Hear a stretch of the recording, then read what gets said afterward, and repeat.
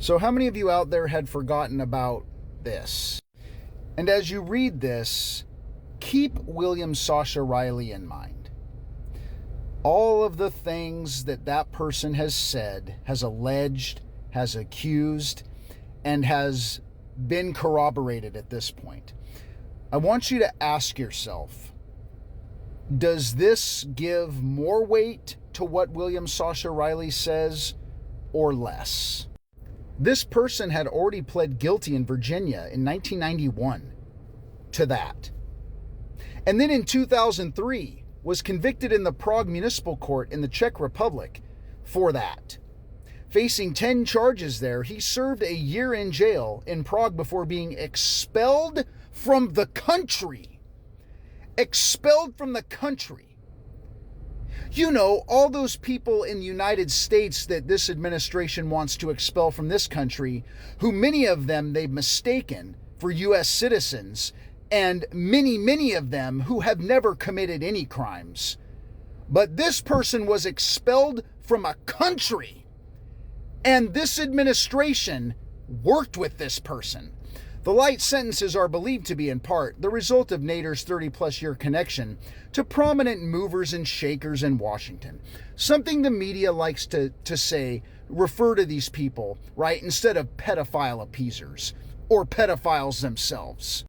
Now, Nader was the longtime editor of Middle East Insight magazine throughout the 1980s and 90s. Keep thinking William Sascha Riley's time frames. In April 1996, some 5 years after he pleaded guilty to that, Nader received a tribute from Representative Nick Rahal II, a West Virginia Democrat, when the magazine celebrated its 15th year in publication. He got a celebration.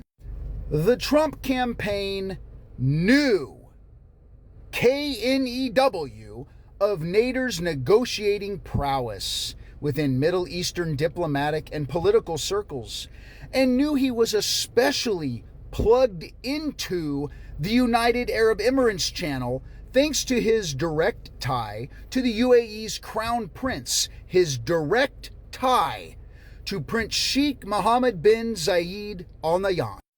So Donald Trump's campaign undoubtedly knew about the history of this man because it went back decades before they arranged their meeting with this man in December of 2016, where? At the Trump Tower in Manhattan.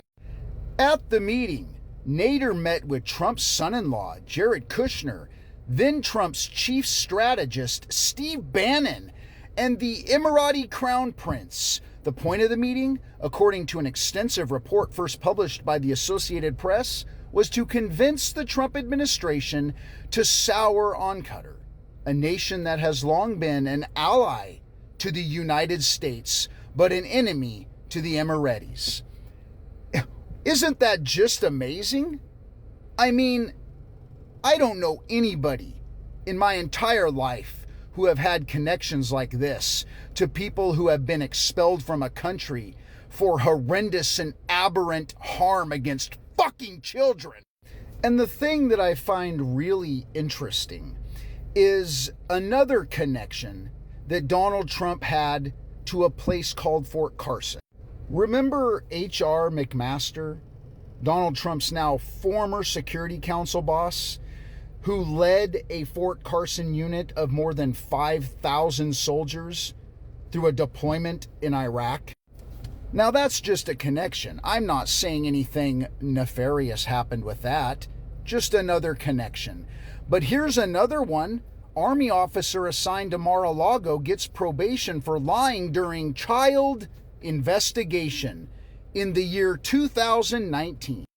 Staff Sergeant Richard Ciccarella tearfully apologized to a federal judge for posting photos on a Russian website of an underage girl who was wearing, you can read that. The Palm Beach Post reported, one of the photos had a title urging users to submit dirty responses according to court records.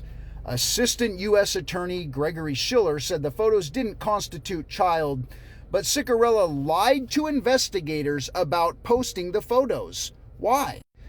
Because the lie and the obstruction was to cover up an email address, to cover up a much bigger investigation that was going on. Ciccarella, a 34-year-old who is now stationed in Virginia, said he lied because he was afraid. He was afraid of who? Well, without coming off as accusatory, Ciccarella led the Army's communication detail for Trump's exclusive Palm Beach Club from August 2017 to March 2018. He uploaded the photos to the Russian website from November 2017 to February 2018, according to court documents. Prior to being stationed at Mar-a-Lago, Ciccarella had done 2 tours in Iraq and had worked for about 5 years in the White House, where he operated the switchboard, placed calls for the president and vice president. How do these people manage to get in these positions when they obstruct and lie and cover up much bigger stories related to things like CP and CSA? How does that happen? How does the administration, whether it's the Democrats or the Republicans, how is it that they come to work with these people like Nader, for example, who had fucking been expelled from a country because of what he did to young children? I mean, how is it that they work with these people? 2 things I just can't shake. I don't care how much expertise or knowledge or knowing or connections you have to people domestically or internationally.